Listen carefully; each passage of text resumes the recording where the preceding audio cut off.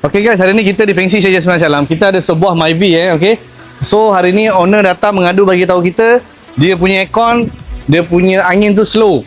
Jadi kita punya kita punya technician dah tukar, orang kata wall flushing, dah tukar filter. So filter dia tengok yang ni memang dah berkeladak ah. Nampak? So kita dah tukar yang baru pun kat dalam ni.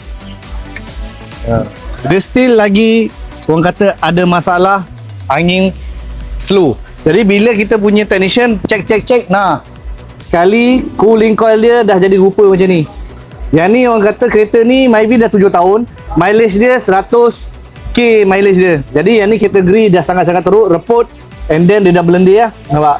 Bila dah berlendir memang dia akan mengganggu proses kita punya aircon.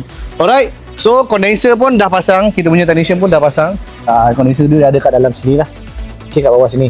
Alright, so confirm akan sejuk, akan pulih macam biasa. Alright, so korang geng-geng Myvi ataupun kereta apa saja yang nak buat flushing, nak buat berkaitan dengan aircon, boleh hadir di Fengsi Syed Jasmine Salam. Kita akan bagi harga special lah. Tapi korang jangan lupa follow, like, share untuk konten yang seterusnya. Okay, ngam, see you, ciao.